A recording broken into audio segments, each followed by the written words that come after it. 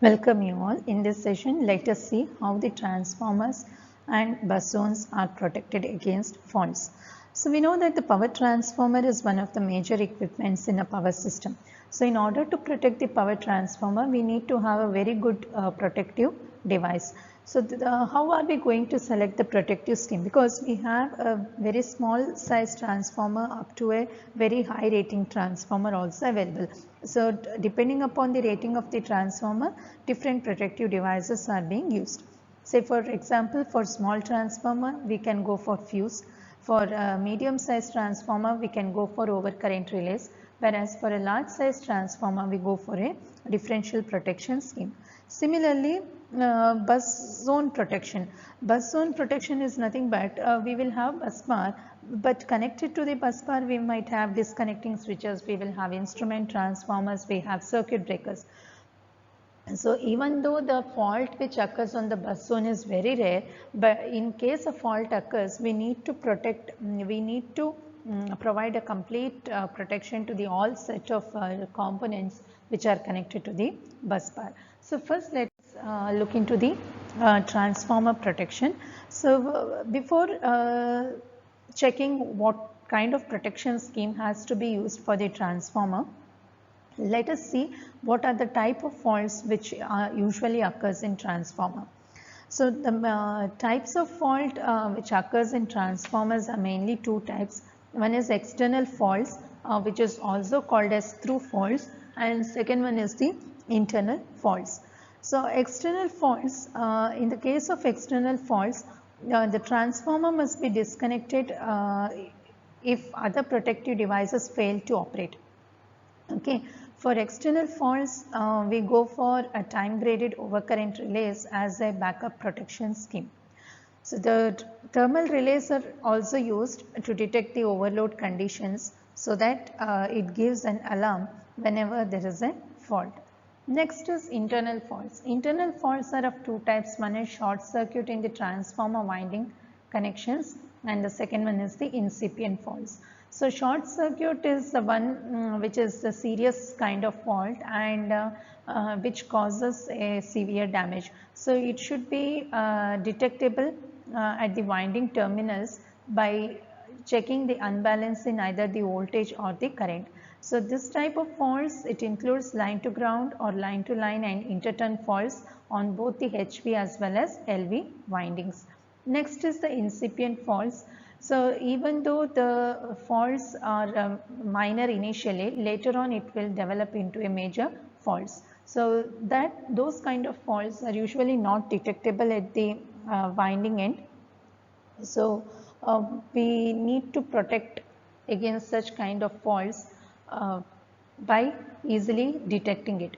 So those faults include poor electrical connections, core faults, failure of the coolant, regulator faults, and bad load sharing between the transformer. Coming to the percentage differential protection scheme, this percentage differential protection scheme is mainly used for the protection of large power transformers which has a rating of 5 MVA and above. So this protection scheme protects the transformer against internal short circuits, but it cannot detect the incipient faults. Okay, so you can observe we have two coils, one is the operating coil and the other one is a restraining coil. Operating coil is O, restraining coil is R. And there are two sides, one is LV side and HV side. You can see the percentage differential protection, which is for a this scheme is for a star delta connected transformer.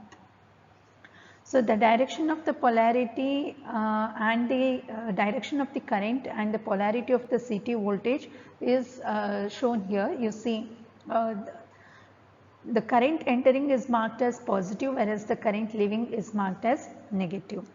So this, if you observe, the restraining coil, it is connected in series, operating coil is connected across. So these connections will be made in such a way that under normal conditions, or in the case of external faults, the current which flows in the operating coil of the relay due to the CT of the primary side will be in phase opposition to the CTs on the secondary side. That means the current flowing through the operating coil will be 0. In that case, the relay should not operate. Okay. So whenever a fault occurs on the winding, what will happen is the polarity of this will be changed. The polarity you can observe here. So this will change. So once the polarity changes, what will happen is the current will start flowing through the operating coil. So in such a case, the current which is flowing through the operating coil will not be 0, and it will be a value which is greater than 0. In that case, the relay is going to operate. So the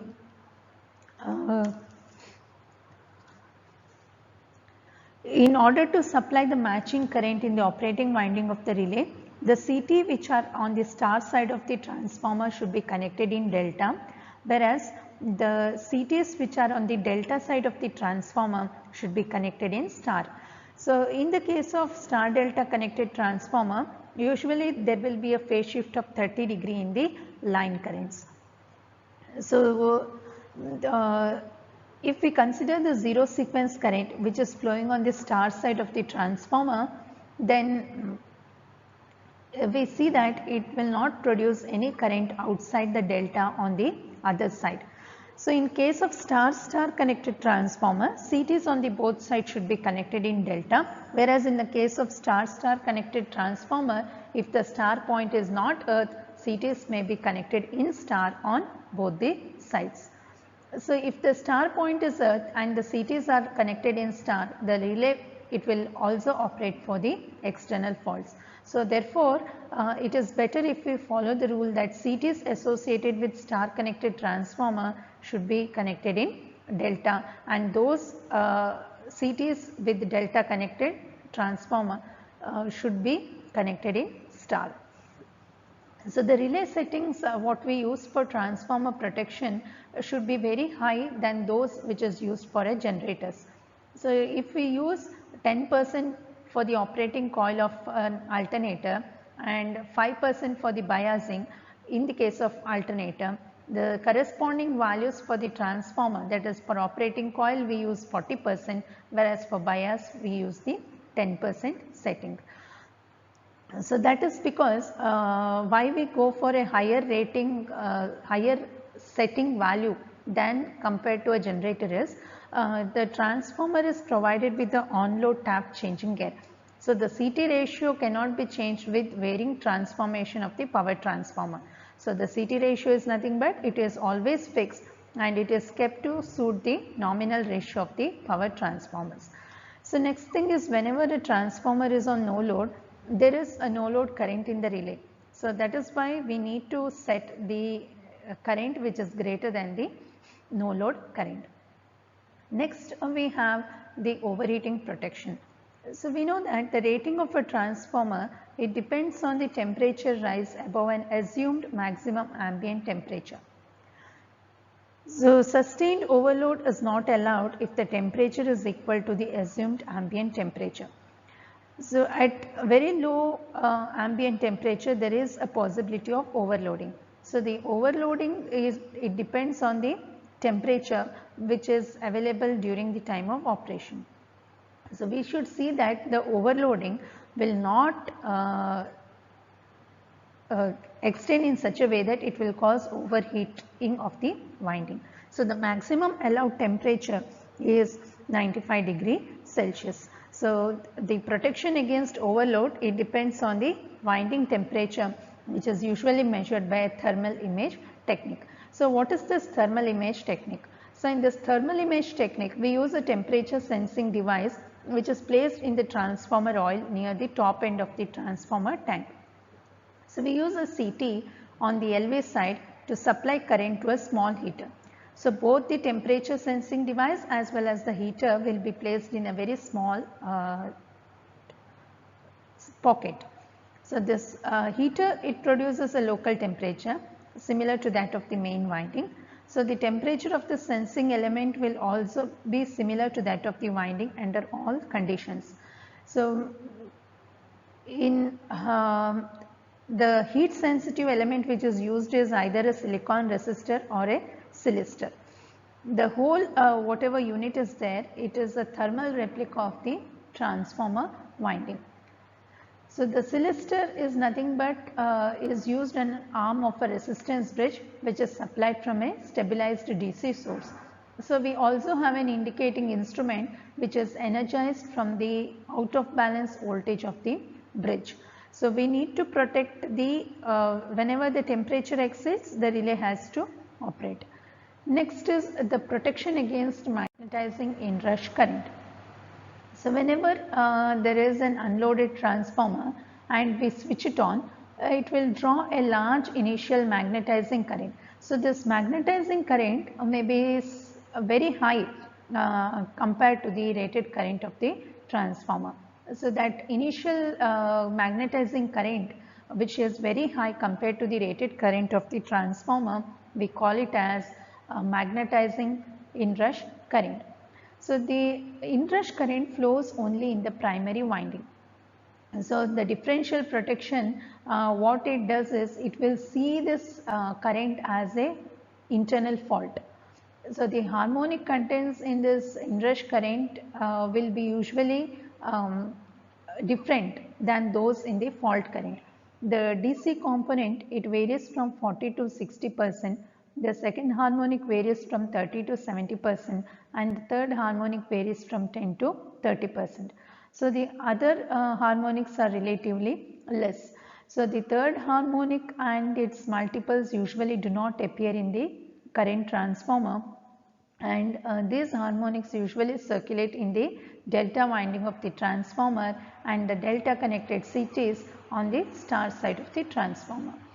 So we have to use the second harmonic component, which is more in the case of inrush current than in the fault current, in order to distinguish between a fault and the magnetizing inrush current. It is already told that third harmonic and the multiples is not available at the CTN. So that is why we need to go for second harmonic component. So you can see the diagram, it shows a high speed biased differential scheme which incorporates a harmonic restraint feature. So the relay of this scheme is made insensitive to magnetic inrush current. So the operating principle is nothing but to filter out the harmonics from the differential current, rectify them and add them to the percentage restraint. So the tuned circuit, you can see the tuned circuit here, that is XC and XL. It allows only the fundamental current of fundamental frequency to flow through the operating coil.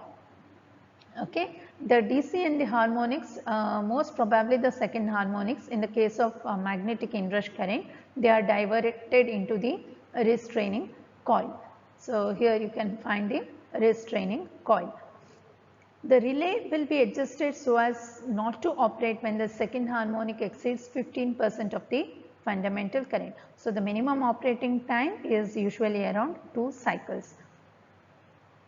So in the case of fault current, if DC offset and harmonics are present, it will usually if it will be present in case the CT saturates. So the harmonic restraint relay, it will usually fail to operate on the occurrence of internal fault which contains a considerable amount of harmonics due to the saturation of the CT. So usually what we do is, instead of the CT getting saturated, we use an instantaneous overcurrent relay. So the next relay which is used for the protection of the transformer, we'll see it is a Buchholz relay. This Buchholz relay is actually a gas actuated relay. It is especially used to detect the incipient faults which are initially nothing but a minor faults, but later they might develop into a major faults. So this is used to supplement the biased differential protection of the transformer, because the Buchholz relay cannot be used to detect short circuits. It is used only to detect the incipient faults. So how does this actually work? So you can see in the diagram, you have a conservator, there is a transformer, the Buchholz relay is present there, and you have an alarm. So whenever there is a fault which develops slowly, it produces heat. So that heat produced will decompose the solid or the liquid insulating material which is in the transformer. So the decomposition of the insulating material, it will produce an inflammable gas. So whenever the gas is developed, an alarm is raised whenever the gas formed is of a certain amount. So the analysis of the gas which is collected in the relay chamber, it indicates the type of incipient faults. You can see there is a chamber to accommodate the Buchholz relay which lies between the transformer tank and the conservator. So when gas accumulates, the oil level will fall down and it will also float. So it will cause an alarm to sound and it will alert the operator. So for reliable operation, a mercury switch is attached with a float. So some manufacturers even use open top bucket in place of a bob. So when the oil level falls because of gas accumulation, the bucket is filled up with oil. So thereby it increases the force which is available to operate the contacts. So the accumulated gas, it can be drawn off through the petcock via a pipe for analysis to know the type of the faults. So if the fault is very severe, large volumes of gases are produced which causes the lower float to operate. So it finally trips the circuit breaker of the transformer. There are other devices which protects the transformer. You have oil pressure relief devices. So this oil pressure device, a relief device, is usually fitted at the top of the transformer tank. In its simplest form, it is a disc which is located at the end of an oil relief pipe which protrudes from the top of the transformer tank. In case of serious fault, a surge in the oil will be developed which bursts the disc, thereby allowing the oil to discharge very rapidly. So the drawback of this oil pressure, that is a disc type of pressure relief devices, that the oil which remains in the tank after the rupture of the disc is exposed to the atmosphere. So this drawback, it can be overcome if we use some more effective devices. Say we have a spring controlled pressure relief valve. So thereby we can have, once it bursts, okay, we can have a closure. We can have a closure for the tank. So the next is overcurrent relays. So overcurrent relays are usually used for the protection of the transformer which rates from 100 kVA and less than 5 MVA. So we have an earth fault tripping element which will also be provided in addition to the overcurrent relay feature. So this type of relay is used as the primary protection of the transformers. They don't provide, which are not provided with the differential protection. So the overcurrent relays will be used as a backup protection wherever you use a differential protection as a primary protection scheme. Whereas this overcurrent relays for a small size transformer, it can be used for both overload and fault protection. An extremely inverse relay characteristics is desired for the overload and light faults with instantaneous relay for heavy faults. Let us see how earth fault relay operates. So you can see the schematic of a earth fault protection of the power transformer. So a simple circuit, it provides a good protection for the star connected winding, particularly when you see that the neutral is earth through an impedance. So this restricted earth fault protection,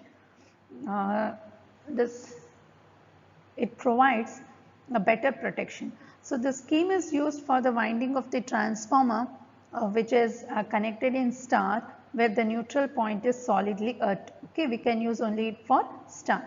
So the relay what we use here is of a very high impedance type. For delta connected or for ungrounded star winding, a residual overcurrent relay has to be used. So this is for the star connected, and this one is for the delta connected. So the differential protection of the transformer is supplemented by the restricted earth fault connection in case of transformer when its neutral is grounded through a resistance. Next is protection of the earthing transformer. The function of an earthing transformer is nothing but to provide a grounding point for the power system where machines have delta connection. An earthing transformer is connected either in star delta or in a zigzag fashion.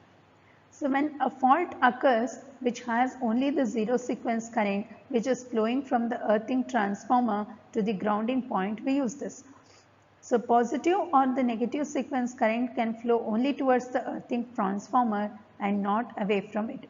So usually we use IDMT overcurrent relays for this protection, for the protection of earthing transformers. Next is the generator. So instead of using a separate protection scheme for generator and a transformer, we can have a combined protection scheme which will protect both the generator as well as the transformer. That is because in a modern system, each generator is directly connected to the power transformer. That is, each generator is directly connected to the delta connected primary winding of the power transformer. The star connected secondary winding is nothing but a HV winding, and it will be connected to a HV bus through a circuit breaker. So if you see this diagram, this is a combined protection scheme which covers both the generator as well as the transformer. And when transformer is used, we need to have a protection against the magnetizing inrush current. So usually the harmonic restraint is not provided here because the transformer is only connected to the bus bar at the full voltage. So that is the drawback over here. Next is how you protect the bus zone. So we have seen the differential protection scheme which is used for generator, which is used for a transformer. Likewise, we have a differential scheme, current protection scheme. This is for a bus zone. The operating principle is based on the Kirchhoff's law. That is, the algebraic sum of all the currents which is entering the bus zone, it should be equal to the current which is leaving the bus zone. Otherwise, it can be concluded that there is a fault which has occurred. So the relay is connected so that it trips all the circuit breakers. In case of a bus fault, the algebraic sum of the currents will not be zero and the relay is going to operate. So the main drawback of this type of differential scheme is that there may be a false operation whenever there is an external fault. That is mainly due to the saturation of the CT. So whenever the CT saturates, the output is reduced and the current which is flowing will not be zero. In that case, the relay, there is a chance that the relay will operate. So in order to overcome that, we have a high impedance relaying scheme. So in this, a sensitive DC polarized relay is used in series with a tuning circuit. So you can see LNC tuning circuit. It makes the relay respond only to the fundamental component of the differential current of the CTs. So the tuning circuit, what it does, it will make the relay insensitive to DC and harmonics. So to prevent excessive voltages on internal faults, we have a nonlinear resistance called as thyroid and a high set overcurrent relay connected in series with the nonlinear resistance. So that this is a differential scheme which is better compared to the normal differential scheme which is used to protect the bus zone. The last one is the frame leakage protection. So this is a frame leakage protecting circuit. So this is usually used indoor rather than using for outdoor. This is applicable only to a metal clad type switchgear installation. you can see here the framework is actually insulated from the ground. We have an insulator. It is usually insulated from the ground. So this is, the insulation is very light, anything over 10 ohms is preferable. So it is mainly used in the case of isolated phase construction type switchgear installation in which all faults involve the ground. So what type of relays are used here? An instantaneous overcurrent relay is being used. In case a neutral is not employed, then we go for inverse time delay. Inverse time delay relay has to be used in this. So these are the either the differential protection scheme or the frame leakage protection scheme is used to protect the entire bus zone.